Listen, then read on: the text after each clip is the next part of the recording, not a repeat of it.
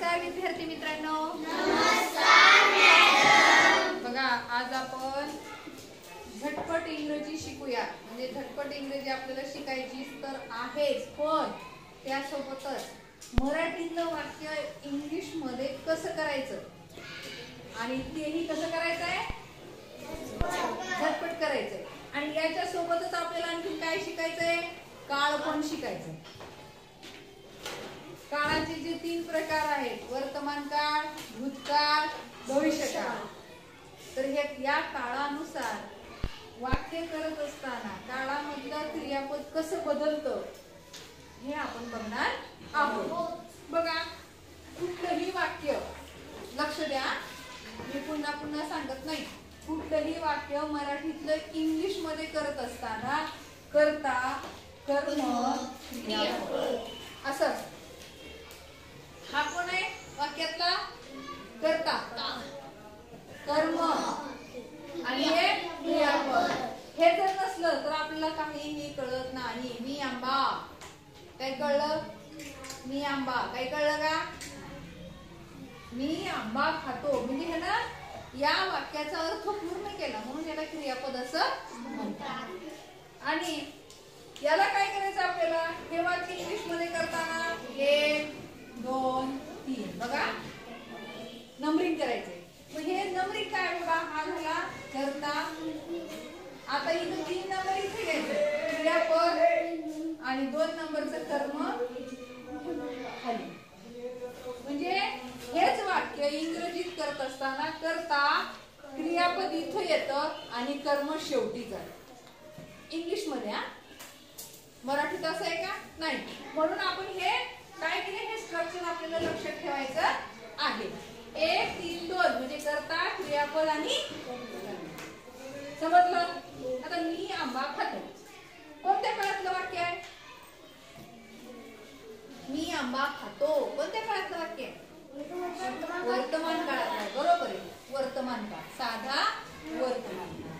मग हे वाक्य आहे वर्तमान काळात. कोणत्या, वर्तमान, प्रेझेंट टेन्स. मग ह्याला मीला काय येतो शब्द, आय. बरोबर आहे. खातो, ईट, आय ईट. आंबा, मँगो, मँगो. बघा, आय ईट अ मँगो, मी आंबा खातो, साधा वर्तमान काळ. आता मी आंबा खाल्लो, मी आंबा खाल्लो, कोणता काळ आहे, भूतकाळ. बरोबर आहे. कोणता काळ आहे, भूतकाळ. बरोबर आहे. हा झाला वर्तमान काळ आणि हा भूतकाळ. कारण इथं खाण्याची क्रिया पूर्ण झालेली आहे. मी आंबा खाल्लो. मग हे वाक्य करत असताना जे क्रियापद आहे, इथं खातो, खाणे, खाल्लो है ना, याचं दुसरं रूप होतं. आता बघा 1 2 3. मीच इंग्लिश मध्ये आय. खाल्लो, ईट हा साधा काळात येते, साध्या वर्तमान काळात ईट. मग साध्या वर्तमान काळाचं भूतकाळ करताना एट होते. ईटचं काय होते, बघा ईट म्हणजे खाणे आणि एट म्हणजे खाल्लो, खाल्ले. हे बघा फरक कळाला तुम्हाला. हे वर्तमान काळात ईट आणि भूतकाळात एट. त्याला दुसरं रूप म्हणायचं. काय म्हणायचं, दुसरं रूप, क्रियापदाचं दुसरं रूप. जसं आपण काल बघितलं तर go, went. Go, I go to school, I went to school, है ना. गोचं काय झालं, वेंट झालं. तसं इथं काय होणार, ईटचं एट होणार. काय होणार, एट. मग सुद्धा लक्ष दे बाळा, फळा कुठे पळून चाललो नाही, मी कुठे पळून चालले नाही आणि तुम्ही कुठे पळून चालले नाही. नंतर लिहायचंच आहे आय. आता इथं खाल्लोचं काय होईल, भूतकाळातलं एट, आय एट. सांगा, मँगो,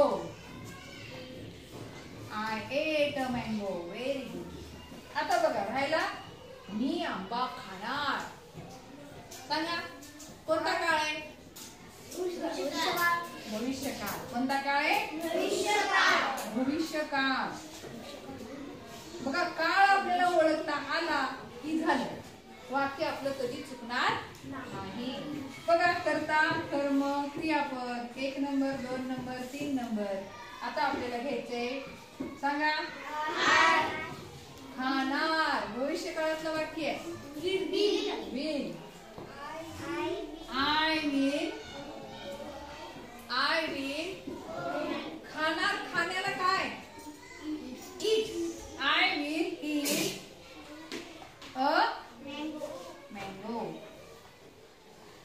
बघा I will eat a mango. मी आंबा खाणार. बघा एकच वाक्य आहे, आंब्याचंच वाक्य आहे, पण किती काळामध्ये झालं? 3 काळामध्ये. मला सांगा वर्तमान काळात पुन्हा 4 उपकाळ आहेत, उपप्रकार आहेत. साधा वर्तमान काळ, चालू वर्तमान काळ, चालू पूर्ण वर्तमान काळ आणि पूर्ण वर्तमान काळ. ह्याच्यात आणि 4 प्रकार आहेत भूतकाळात. साधा भूतकाळ, चालू भूतकाळ, चालू पूर्ण भूतकाळ आणि पूर्ण भूतकाळ. भविष्य काळामध्ये पुन्हा 4 प्रकार आहेत. साधा भविष्यकाळ, चालू भविष्यकाळ, चालू पूर्ण आणि पूर्ण भविष्यकाळ. तुम्हाला सध्या तुम्ही 4थीलाच आहात आणि म्हणून आपल्याला हे फक्त मेन 3च शिकायचे आहे. जसं तुम्ही 5वी, 6वी, 7वी, 8वीला जाल तसं तुम्हाला याचे उपप्रकार आपोआप माहिती होतात. म्हणजे पुढच्या वर्गात तुम्हाला शिकायला आहे. हे समजलं सर्वांना? आता हे कुठलंही वाक्य जर मराठीत आलं तुमच्या डोळ्यासमोर तर तुम्हाला हे करता येईल का नाही? येतंय ना? छान. आता तुम्हाला हे वाक्य लिहून घ्यायचं आणि याच्यानंतर मी तुम्हाला एक वाक्य देणार आहे. त्या वाक्याचं 3 काळामध्ये तुम्हाला करायचं आहे. तयार आहात सर्वजण? ओके, हे लिहून घ्या. थँक्यू.